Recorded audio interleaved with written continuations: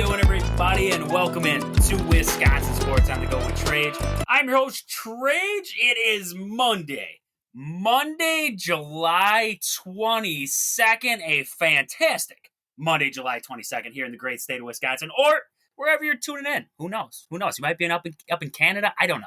I don't know where you're at right now, but it should be a great day. It's a great day, great Monday. I know Mondays are a drag sometimes, but hopefully we can get through it together, right? Hopefully we can get through it together. Lots of good stuff happening over the weekend there. Packer news. We got Team USA in action. That was a little bit dicey there for Team USA. We're going to look at that a little bit today. And then also Brewers.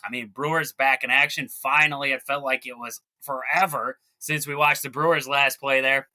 They took on the Twins over this last weekend. I want to be looking at that series there. There was a lot of offense and little pitching. So I want to get into that series there. So right away, let's look at the Packers, because the Packers made a big move over the weekend. And before you say to yourself, well, did they make the Jordan Love deal? No, still waiting on Jordan Love. But I think this might be the kicker. This might be like, okay, now we have the fuel. Now we're going to make it happen, right? Now we're going to drive the car, because Kenny Clark signed a 3-year, $64 million extension with the Packers as of this weekend now. So he's locked up with Green Bay. He's guaranteed $29 million in 2024. So a lot of the contract will be in his first season of that deal, which good for the Packers. Good for the Packers in that. Get most of that contract out of the way, and then we work it a little bit down the road there. I think that opens up our door now for Jordan Love. Because if you did not have an idea before of what you were going to sign Jordan Love for, and now you just all of a sudden go out and you get Kenny Clark, you make this big deal for Kenny, it just doesn't make sense to me. It doesn't make sense, because you want to have that guarantee with Jordan Love, like, hey, if it's going to be $280 million, right? If it's going to be $280, I want to know that before I'm going and making this deal with Kenny Clark now, because otherwise you might not have the money for Love. So I think that Love deal, I would assume, I thought it was going to be this last week. I really had it pegged on the calendar there for last week. But I know I told you guys, I was like, we're going to come back Monday. We're going to be talking about a Jordan Love deal. We're not talking about it yet. But I really do have that feeling it's coming this week. I think that was just, that little bit we needed to know before that was that signing of Kenny Clark. And now we roll with it. We roll with it there. So Kenny Clark signs. Does that make you nervous? Does that make you nervous if you're Green Bay? Not because of the skill. We know Kenny Clark is a great defensive lineman. But does it make you nervous injury-wise, giving all that money to a defensive lineman? Does it make you a little nervous, right? It seems like Kenny Clark's been with Green Bay for forever. I believe he's 28 years old now. 29 years old. But I'm going to put my stat person out there. My wife is helping me with the show now. She's going to be looking up stats for me as I go along here. So she's going to be looking up how old is Kenny Clark? I'm baffled at it. It's 28, 29. I think he's right around that. 28, 29 years old. He's 28 years old. 28 years old. There we go. 28 years old. So now we know. Kenny Clark, 28 years old. So still relatively younger, I guess. Not young, but experienced. That's what you need sometimes, experience. So does it make you nervous out there? I'd love for you guys to let me know on that one. Like I always tell you guys in the bio of the show, it says send us a text message. Click in on that. Send us a text message. It sends straight to our recording platform. But I'd love to hear from you guys what your thoughts are on the Kenny Clark deal. If it makes you nervous, if you're not worried about it, where you're at with it there. I know a lot of people I saw out there were nervous because they're like, well, what about Jordan Love now? Is what's going on with that contract, right? We got Kenny Clark now. What's going on with the contract with Love? It really doesn't make me nervous, because I really don't believe Brian Gutekunst is sitting there and saying to himself, well, I'd rather have Kenny Clark than have a quarterback, right? I feel like I just got that feeling that, they do say that the quarterback position is like the most important position in sports. I feel like we got our quarterback almost locked up, if not locked up, if we're going to be dealing for Kenny Clark here. Now, Kenny Clark's been fantastic for Green Bay. Stat-wise, looking at Kenny, he, throughout the years in Green Bay, looking at last season there, he had 44 combined tackles, 22 assists, 7.5 sacks. solid year out of Kenny. Before that, 4 sacks in 2022. In 2021, same there. He has had productive season after productive season for Green Bay. So keeping him in there, keeping it locked down in the center of that defense, you got to love it. So great stuff there coming out of Green Bay with Kenny Clark. But some not so good stuff that I heard coming out of this weekend. And well, I'm not that big of a fan of Mike Ditka anyways, but Mike Ditka had something to say about the Green Bay Packers and the Green Bay Packers receivers. And this came out. He said, the Green Bay Packers have the worst wide receiver group in the NFL. They don't have a wide receiver 1 or even a wide receiver 2, just a bunch of wide receiver 3s. Wow. Well, I mean, wow. That's rough. That's rough. So I guess for me then, I would just wonder how Jordan Love had such a good season last year. Is he just airmailing the ball around to a bunch of wide receiver 3s, and he's just trying to make this thing like Jordan Love just okay. So that debunks. There's a lot of people out there who say Jordan Love is not a good quarterback. So if he's looking as good as Jordan Love did, over 4,000 yards passing last season, he looks that good with a bunch of wide receiver 3s. That debunks everybody out there right now who is saying that Jordan Love stinks. That actually means that Jordan Love might be one of the best quarterbacks in the NFL, because if he's doing this with wide receiver 3s, what could he do with a 1? What could he do with a 2, right? He would have probably brought a Super Bowl home last year, right? I mean, I feel like that's such a ridiculous take, because you're looking at a Packers team where you have analysts out there who are saying Dontavian Wicks could be a number 1. Romeo Dobbs. Christian Watson, if he stays healthy, right? If he stays healthy, Christian Watson could be a big one. Jaden Reed is another guy. He's going to start, I believe he's going to start the training camp on the non-football injury list. Not so concerned about that. But it really baffled me when I heard that. When I heard him make that statement, because okay. Yes, they don't have a wide receiver 1. They don't have a Justin Jefferson. They don't have a Jamar Chase, right? But show me the Packers receiving core and say that they aren't young yet, right? I mean, Christian Watson is the oldest receiver in the room, right? He's one of the older receivers in the room. They brought in Bo Melton last year. Tell me you knew who Bo Melton was before he showed up in Green Bay. Had 218 yards through the air there in 5 games. Tell me you knew who Bo Melton was before he came to Green Bay. Unless if you were a fan of him when he went to college, right? You had no idea who this guy was. Jaden Reed, almost 800 yards through the air. Romeo Dobbs, 674. Dontavian Wicks, 581. Christian Watson, 422. But you look at him, 9 games played. 9 games played. What that screams to me is, yes, you're 100% correct. They don't have a wide receiver 1. You know why Justin Jefferson got so many yards with the Vikings? Yes, he's fantastic. He is fantastic. I'm not going to deny the talent of the guy. You know how many times I watch Kirk Cousins just chuck the ball up and say, oh my goodness, I hope this gets there, right? My wife is a diehard Vikings fan, right? It's kind of crazy, right? We have those feuds come Sunday. We have those feuds sometime come Sunday. She doesn't like when I'm, yelling about the Packers too much. But, I mean, she even would notice that kind of thing with Kirk Cousins is sometimes you just toss it up there and pray that Justin Jefferson would catch it, right? The thing with Jordan Love in this offense, and the thing that I love about Jordan Love in this offense, he's not reliant on one guy. He spreads the football out like he doesn't care, right? We watched Aaron Rodgers when he threw that first pass of the year against the Minnesota Vikings to Christian Watson. He never looked back at Christian Watson until, week 9? It was that Dallas game when Christian Watson went off in that game. Didn't look back in his direction. He didn't trust him.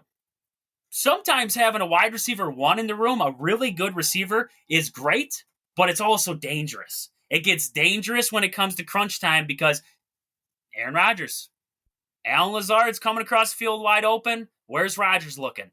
Double, triple coverage down the field to Davante Adams. If it wasn't Davante, it might change the story, right?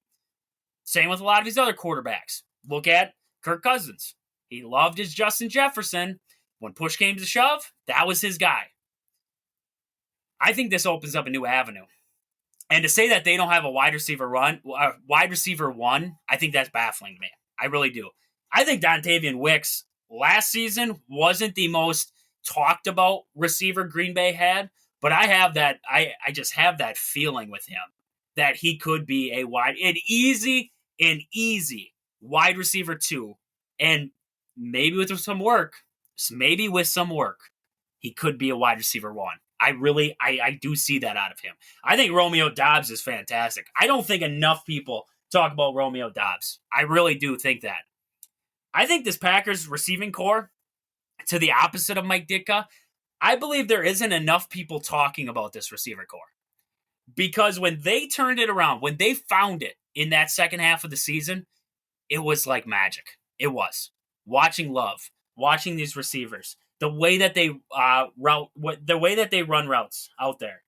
I mean, it was like watching. It was poetry. It was poetry, right? Some fantastic stuff out in the field.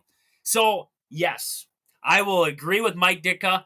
They do not have a solidified wide receiver 1. They don't. You have guys that you believe are your most reliable, but they don't have a number 1 guy right now. I believe they got a bunch of them that have a boatload of talent and a boatload of upside. And that's where I look at the Green Bay Packers right now. And I think the greatest thing that Green Bay did, they're allowing these receivers to grow with Jordan Love. This isn't a bunch of old vets working with Jordan Love. This is the Packers saying, we can survive with Jordan Love, with a bunch of young guys, and we can make it happen. And that's what they did last season. So, no. I look at the playoff run for Green Bay last season, going to Dallas, just mopping the floor, playing a game against the 49ers that still, if Anders Carlson makes a field goal, that game could have turned different. Then they would have played Detroit. We already beat Detroit in Detroit on Thanksgiving, so who knows what happens there. And then you play the Chiefs, a team that you beat in the regular season. Now, different circumstance, different stories, right? It could all have changed. But this young receiving core, I truthfully believe, is to the opposite of Mike Ditka's statement there. There's a lot of potential and a lot of love that I have for this team. Not just because of Jordan Love, but because of these great receivers that I believe the Packers are slowly building up as we're going along here. Love it there with Green Bay Packers and their receiving core. So, one more thing in the football talk before we move on here, and that is, I saw a lot of people talking about it over the weekend. Your all-time favorite football movie. What is it, right? What is your all-time favorite football movie? And I sat there and I was like, what is mine? What is mine? And I couldn't narrow it down. I had to get my top 3. Autumn's getting her top 3 right now. She's getting her top 3 up right now of her favorite football movies. So I'm going to start out with mine. I got to go number 1, Draft Day. Draft Day is one of my favorite football movies to watch. Just the way that he shuffles around his picks, has the number 1 pick, trades away the future, gets, all of his future picks back. I loved it. Loved Kevin Costner. That's who was the star of that movie. Loved every minute of that movie. It was hilarious. It made you laugh. It made you go like, what? And then it made you laugh again, right? It played with the emotions. Next up for me, Longest Yard. You got to have a comedy movie in there. Longest Yard was my comedy movie. That movie is fantastic, right? Why can't I be the kicker, right? He goes, kicks it. That's why. That one of my favorite movies right there, Longest Yard. And then I got to go Rudy. Good old Rudy, right? You got to go with Rudy in that last spot. Love me some Rudy, based on a true story.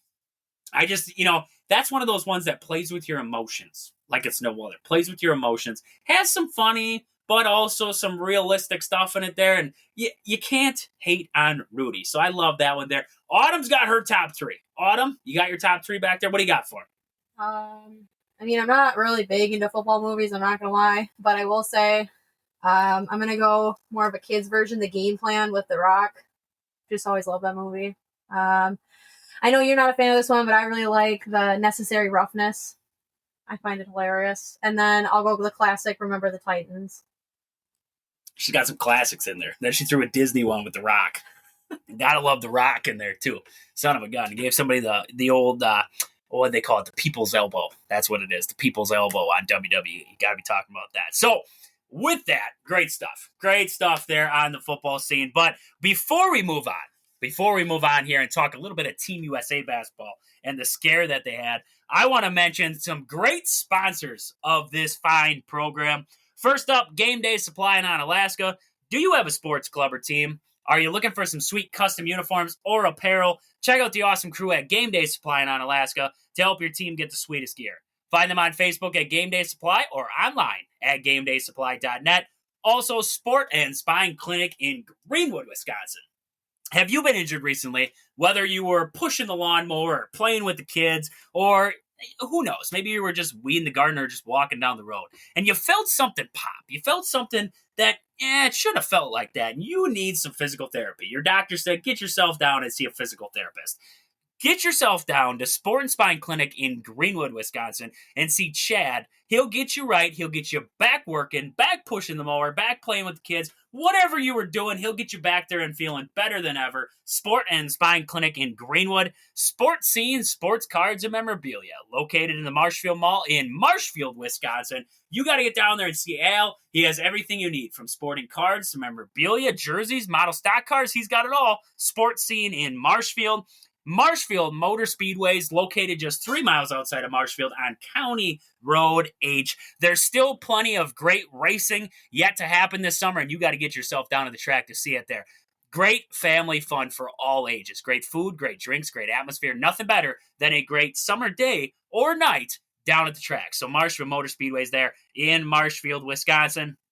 Pittsville Farm and Home Center. At the store, they serve you anything from hydraulic hoses to red roses. Stop in and see the awesome crew at Pittsville Farm and Home Center in Pittsville, Wisconsin. And also your hometown team, Century 21 Gold Key Realty. Call Peggy, Sue, or Anna to find your dream home, or if you're looking to sell. Find them on Facebook at your hometown team, Century 21 Gold Key Realty, or stop in and see them at their location in Marshfield, Wisconsin there. But with that, little Team USA talk. You guys know me. I love LeBron James. I want to talk a little bit of Team USA. So we saw Team USA survive a scare against South Sudan.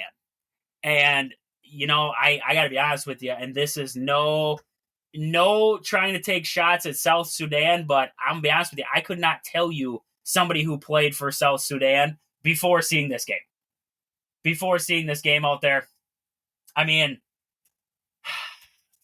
the USA team, for a team that's been compared to, I mean, the Dream Team, right, with Mike, Magic, Bird, for a team that was compared to that, South Sudan gave them a scare.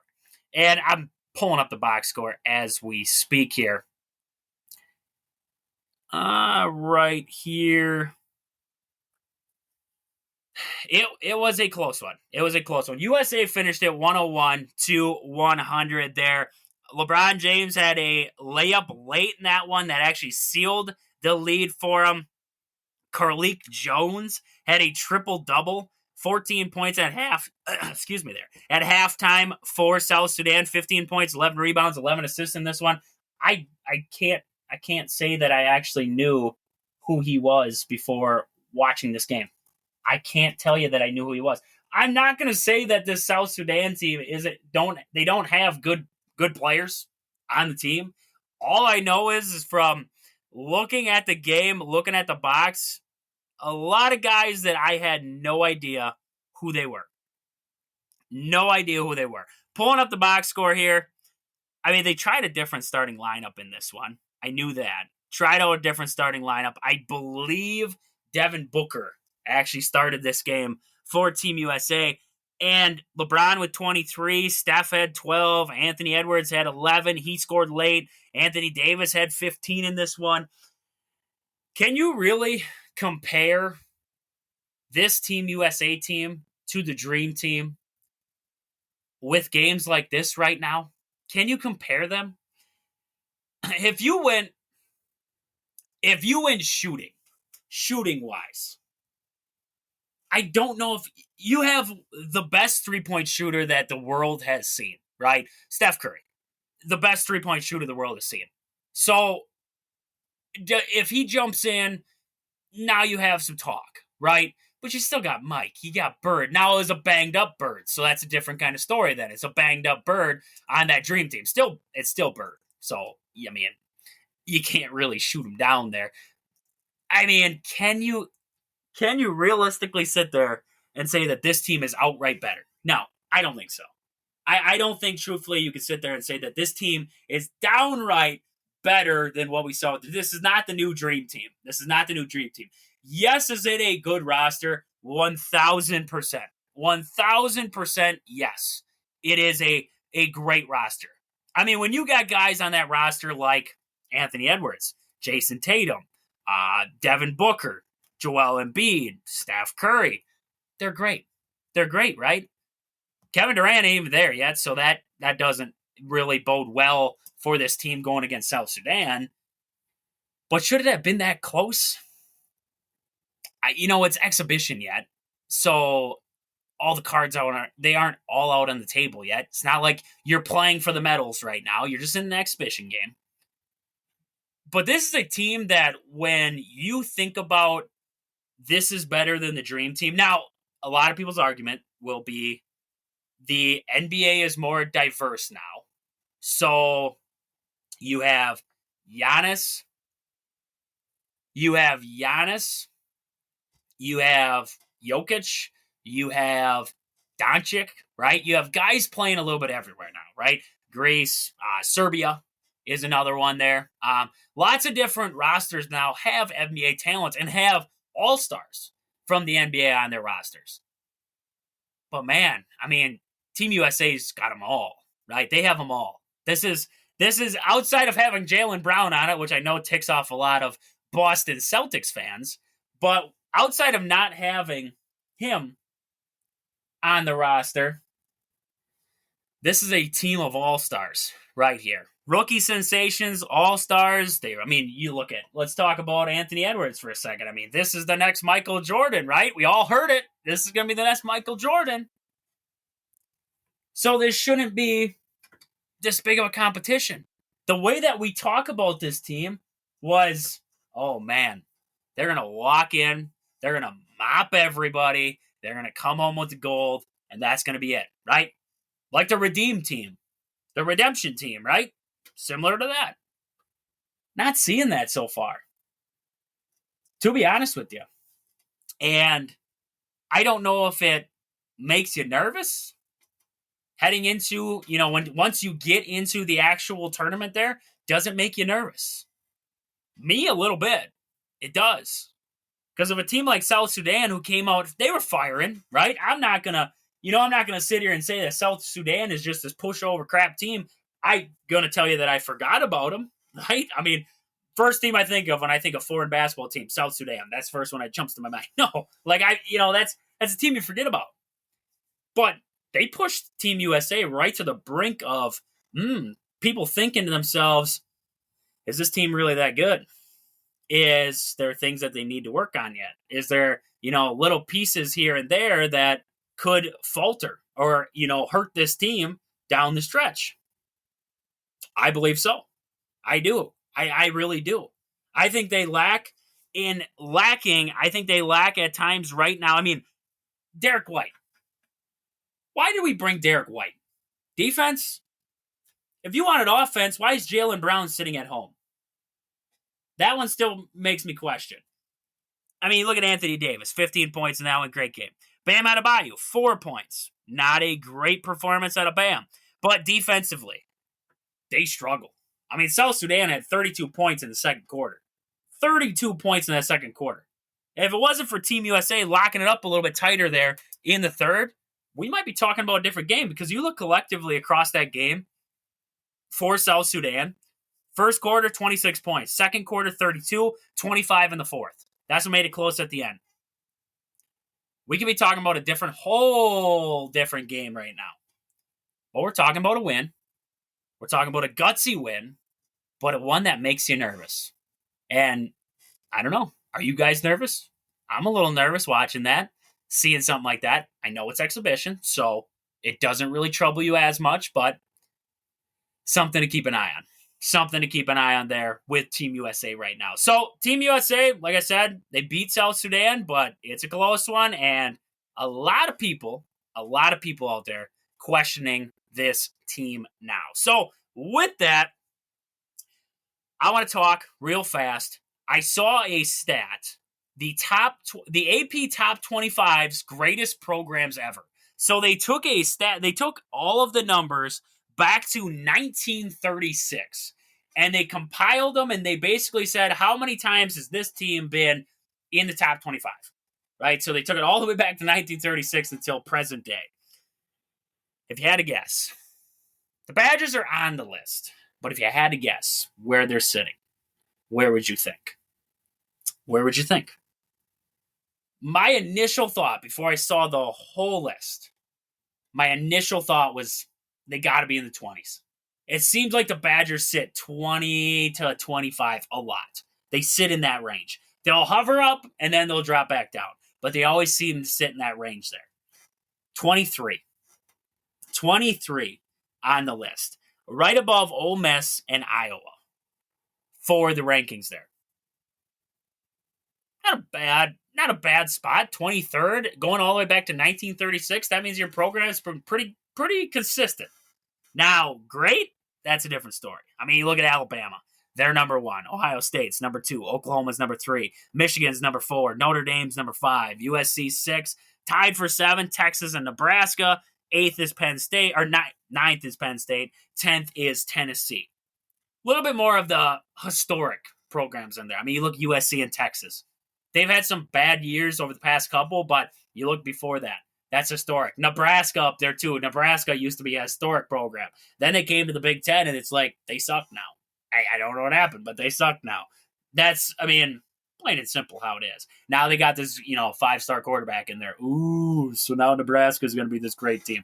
I'll see. When I see it, I'll believe it. When I see it, I'll believe it. It'd be like if Minnesota just pulled in this 5-star quarterback. And now they're like, oh, yeah, Paul Bunyan's axe is for sure coming to Minnesota now. It's like, oh, just wait. You guys still have Fleck. You guys still suck. Like, let's wait a second. Pump the brakes. It's okay. Pump the brakes. So just a little tidbit stat that I saw there about the AP 25's top greatest programs ever since 1936, right? It's a long ways back there, but an interesting list. Badgers 23 on the list there. So we got to get into some Brewer talk. We got to get into the Brewers today because the Brewers were back in action, and I've missed it. I've missed live baseball. I really have. I mean, you got the home run derby, you got the All-Star game, but was the All-Star game really that great? I didn't think it was great. I'm going to be honest with you. Like, when everybody was talking, oh my gosh, we want Aaron Judge to come up and we want him to face Paul Skeens. Like, this is going to be the greatest thing ever. One pitch. It lasted one pitch and it was over. And it's like, okay, that's the game. Fantastic. We saw the one thing we came for. Like, whatever. I mean, it was a good game. I'm not going to say it was not a good game, but it just, between listening to that national anthem the night before. Now, the national anthem for the All-Star game, Cody Johnson, that was fantastic. I mean, they saved themselves from the night before by putting Cody Johnson on the next day because it was night and day difference. I mean, after the fact, he didn't have to check himself into rehab, right? So that was definitely an upgrade there. But night and day difference. I just, it was just, I don't know. It was a good All-Star break, but also, I mean, the home run derby wasn't that crazy, right? The guys you expected, the big boppers, Pete Alonso, a couple of those other guys that you expected to see into the finals, didn't get there. We see Bobby Witt, who barely hits home runs, going up against Teoscar Hernandez, and the winner hit 14 home runs in the championship round. Okay, like, I don't know. I don't know if MLB thought that was better than what the original format was for the home run derby, but 14 home runs, that's super exciting for something that's supposed to be just about home runs. Super exciting to see 14. We've seen 40 in a round before. Like, that's crazy, seeing a guy hit 40. 14, that's all we get, right? And Bobby Witt's last one was a wall scrape. It bounced right before the wall. Could have forced it into a playoff, didn't, but I mean, man, I thought the All-Star break was, I'm not going to say a letdown, but it wasn't not as exciting as what I thought it was going to be. I'll be honest with you. Not as exciting as I thought it was going to be. It was mediocre. I really, NBA All-Star game. I thought I'm going to throw something out there, and it might not be right. I thought the WNBA All-Star game was actually not terrible. I didn't watch the whole thing. I saw a little bit, and then I saw clips. I mean, putting the team that was going, Team USA, against Team WNBA, the team that was going to be playing in the Olympics, versus Team WNBA with like Angel Reese and Caitlin Clark. And I thought that game was actually relatively interesting throughout the entire thing. Now, is it as flashy? No, I shouldn't even say flashy as watching the NBA, because the NBA All-Star game is just atrocious. But, I mean, I thought it was a good game.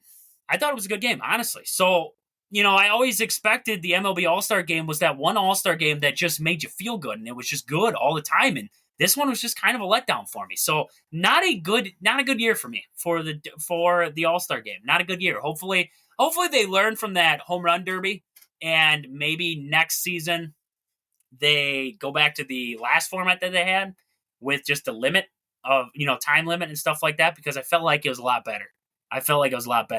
In that sense. But with that, let's get to the Brewers. Now.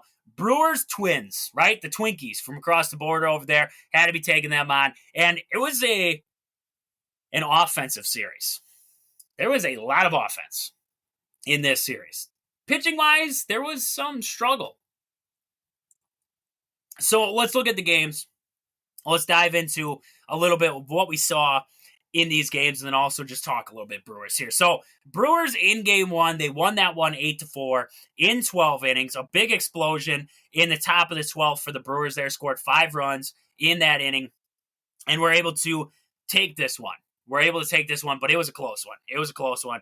Bryce Terang, 1 for 6 in this one. William Contreras, 2 for 6. Yelich, he's hurt again. The back's giving him trouble again. This is getting to be the third time now. Last time he was out for a month with this problem, and now, I mean, it's been a couple times now where we've had to hold him out of the lineup for this back issue. Man, I hope they can figure it out. We can have him, because you're going to get into a point of the season where it's going to be the home stretch, right? I said it last week. I said this NL Central is going to be a tight race when it comes down to the last week of the season. The Cardinals will be right on the Brewers' tail. The Cubs will be right there. Will the Brewers have enough gas left in the tank that they can get over that hump? And you need to have a guy like Christian Yelich, who's hitting .320 on the season. You have to have him be the front runner. He's got to be that guy in that order. And if he's injured, feeling injured, whatever you call it, it really makes you nervous now. So hopefully, the Brewers can get that straightened out. Hopefully, it's just a little tweak. Everything's good to go, but makes you nervous with that one. Willie Adames, 2 for 4, coming out of the All-Star break. Love to see it there. Perkins went 1 for 1 in a pinch hit appearance. Mitchell goes 1 for 3. Really need to get Garrett Mitchell going out there. Bowers 1 for 2. Jackson Chourio. This dude he's got himself back. I mean, the average doesn't look like it because of the struggle to start, but he has himself cooking. It's carrying over, I hope. Because to end the Brewers' first half, pre-All-Star break, Jackson Chourio was rolling, right? Month of June, he was hitting above 300. It was like, this is the guy we paid for. 3 for 4 in this one. 2 RBIs. A fantastic game. Gotta love to see it there. Jackson Chourio playing well. And there was another thing that I loved coming out of this game. The performance by Freddie Peralta. This is something that I have been waiting to see for months. I kid you not. Freddie Peralta take the Brewers deep in a game and look like he can be the ace of the staff, because that's what we were hoping for, and I was hoping I would see it. Freddie Peralta, 6 innings, 2 hits, 2 walks, 8 strikeouts. That's the Freddie Peralta that we need to see. You can have a couple games here and there where you give up a couple runs. I'm not saying you can't do that, but we saw it consistently. We did not see this Freddie. This Freddie His pitch count was high, right? He gets into those modes where he seems to throw a lot of pitches, but this was a great performance out of Freddie. Wish he could have actually taken it deeper into this one, but gotta love what you saw. Gotta love what you saw in this one. After that, we saw Brian Hudson give up a run in his inning and a third there. We saw Paguero go put up a 0. Zastrinsky put up a 0. Payamps puts up a 0. McGill puts up a 0 in his outing. And then Jacob Junis, 2 innings, 2 hits, 3 runs, 1 earned in this game. That's what made it close. That's what made it dicey there for the Brewers, but Junis was able to get him out of trouble. He was able to get him out of it, and the Brewers walk away with the win. So that was a solid game out of the Brewers. A little bit of struggle here and there, hitting with runners in scoring position, 6 for 17. 6 for 17, not great, not bad, right in the middle. It's okay. An okay day. Hitting with guys on. 7 guys left on base. You want to see the Brewers be able to drive in those guys, but 7 guys left on. You're putting a lot of guys on base in this game. So Brewers look good in game 1 there. A little bit of hiccups here and there. But leading us into game 2 of that series, Brewers 8-7 win over the Twins in this one. And it couldn't have been without drama, right? It's got to have some drama. Why wouldn't it? Why would we not want drama if we are Brewer fans, right? I mean, Brewers 8-7, 11 hits for the Brewers, 9 for the Twins in this one. We saw Terang Contreras go 0 for 5, 0 for 4 in this one. We saw Adames go 1 for 5. Frelick went 1 for 4. Rhys Hoskins 2 for 4 with the home run. That's lovely. That is something that I want to see out of Rhys. I need Rhys to get hot. I want to see Rhys Hoskins be the Rhys Hoskins that we signed him to be. That's what I'm hoping for. Hopefully this is the start of that. Joey Ortiz goes 1 for 4. Mitchell goes 1 for 4. Jackson Chourio goes 2 for 4. This guy is up to 253 with the batting average right now. You got to love it. I got to look last 7 here. I got to look at the last 7 here for Jackson Chourio. He's batting 300 over the last 7 games. Over the last 15, he's batting 298. Over the last 30 games, he's batting 311. Is there anybody out there who's saying that this guy's hot? Because this guy's hot. You better watch out for this guy. Eric Hayes, this guy is making it very difficult for when Gary Sanchez comes back. This guy is making it almost impossible to say, we can firmly say when Gary Sanchez comes back, sorry, Eric, but you're going to be designated for assignment. Hopefully you find greener pastures somewhere else, and if you don't, you can always come back here and sit in our AAA. We're running out of options for that, right? Because Eric Hayes, in his limited action with the Brewers here, 429 average, 3 home runs, 8 RBIs, and he's got an OPS above 1,000. Now, I know it's only in 21 at-bats, so I'm not going to say that, holy crap, like this guy's done this in, 40 or 100 at-bats. Like, I'm not saying that. What I'm saying is in the role that he's playing right now, what tells you that he can't be the backup catcher for the Brewers? Now that leads to another conundrum then. Because what do you do with Gary then? Pat loves Gary. I think Gary brings a power threat off the bench, which is something that you need at times. So I'm not going to say that I don't want to see Gary Sanchez come back, but what do you do? There's options, right? I mean, we know Gary Sanchez can play first base. Do you designate Bowers, right? Carry 3 catchers, but you have a backup first baseman there in Gary Sanchez. Do you trust him? I don't know if I trust him at first base. It gets kind of scary over there when I see him playing first base. But if you're looking at offensive production, Hayes has been offensively great for the Brewers. Sanchez, he's been good. He's been solid. A lot more at-bats. He's got some home runs to his name, right? RBIs. A lot of timely hits. It's going to make a tough decision when he comes back. It's going to make a really tough decision for this Brewers team. So Eric Hayes in this one, though, 3 for 4. Had a big home run there. He had 2 home runs in this game, I believe. Yeah, he did. He had 2 home runs in this game. He had 1 in the 3rd, and he had 1 in the 9th in this one. Jackson Chourio went deep also, and so did Rhys Hoskins in this game here. But I mean, he's making it tough.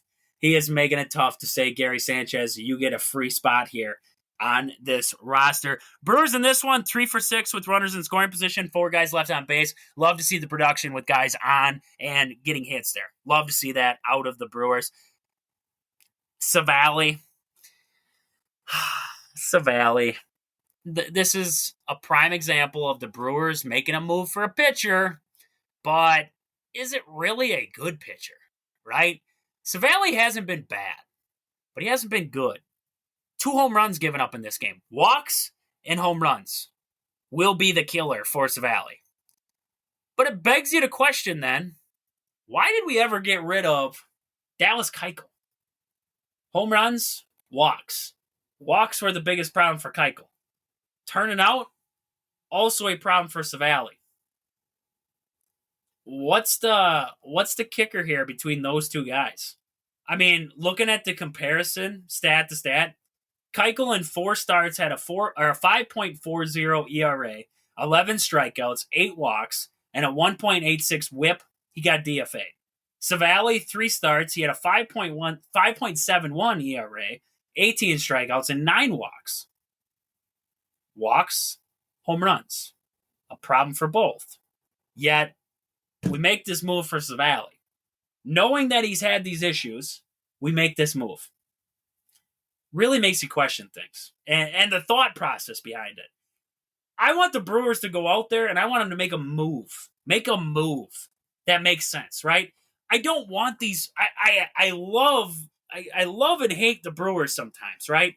They do these moves where it's like the project guy. We're hoping this guy comes to be. We're hoping this guy can figure it out because he's cheap, right? Dallas Keuchel. We got him for $1. $1 whole. We got Dallas Keuchel for. Do we ever think there's a reason why he was $1? He's past his prime. He's going to be an pitcher. Savali, we sent over a AA player. Now, Barros is actually pretty good. I mean, you look at his stats down there in the minors. He's actually a pretty good player. But you send 1 player out of the minors for Savali, who's already in the bigs. There's a reason why he's cheap. I just need the Brewers to make 1 move. 1 move for a pitcher where I can say to myself, I know this guy can be good. I know this guy can be good. Will they do it? I don't know. But Savali in this one gives up 5 runs. 5 earned runs in this one. 4 strikeouts, 4 walks, 4 hits. The home run ball. The home run ball eats him alive. It eats him alive. It's like he actually, you know what? Honestly, he fits right in with the rest of the Brewers starters. He fits right in. Because it seems like the home run ball is what kills us every day. I don't know why, but it is. Zastrinsky, this guy is making a name for himself, and I kind of like it. I kind of like it there. 2/3 of an inning there for him. 1 strikeout, 0s. This guy is putting up 0s in all of his outings so far. He's got a 0 ERA sitting in the bullpen. When Jared Canning and Devin Williams come back, and if Zastrinsky is pitching like this, do you keep Payamps and Milner both up if they are pitching bad?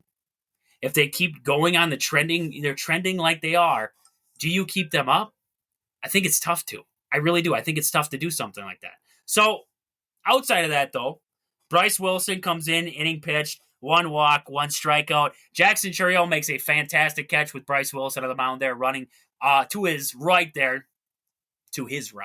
down the left field line. Fantastic catch by Chourio. So great stuff there, flashing the leather. Jared Canning did return.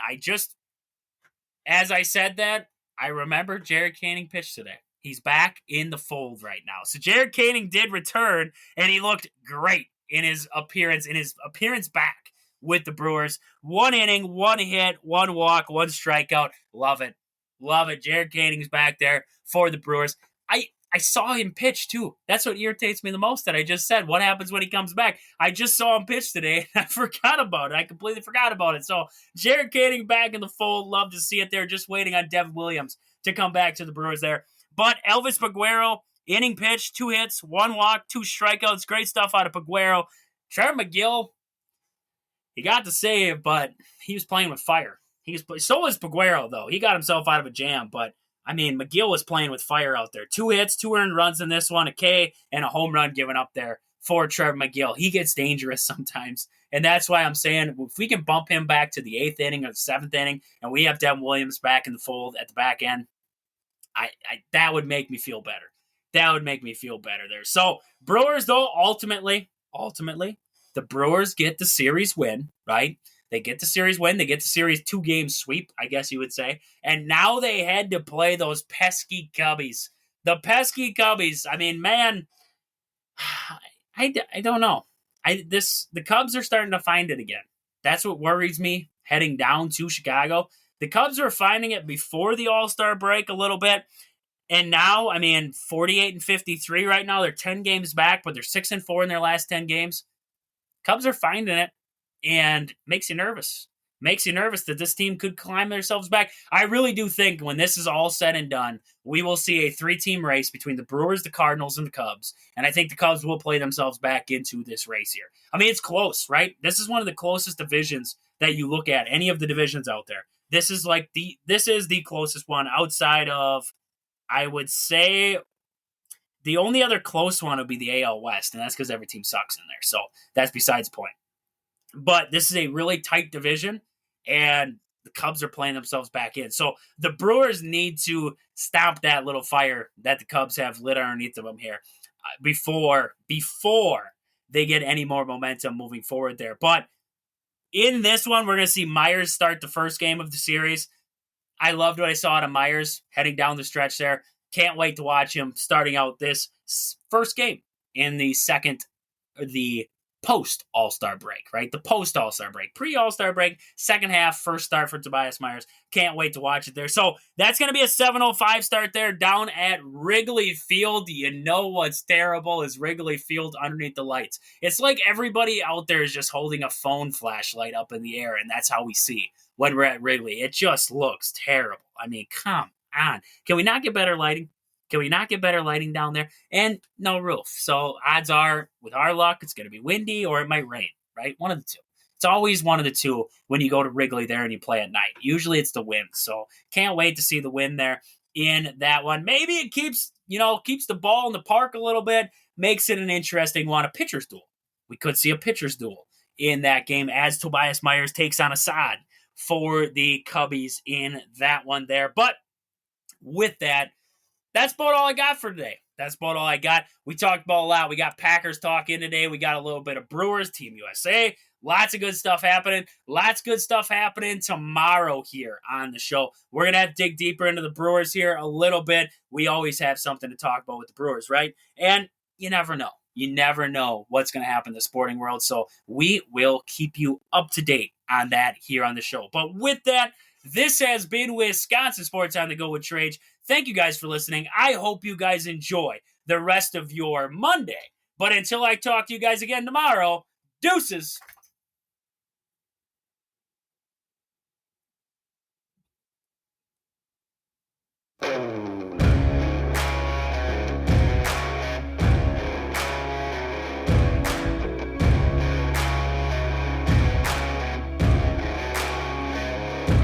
Yeah, oh my Lord, watch me sway. Darkness falls and we all pray, hoping for the light of day. Down to the river, I have held the devil's hand, felt the weight of my own sin, burdened by the heart of man. Down to the river.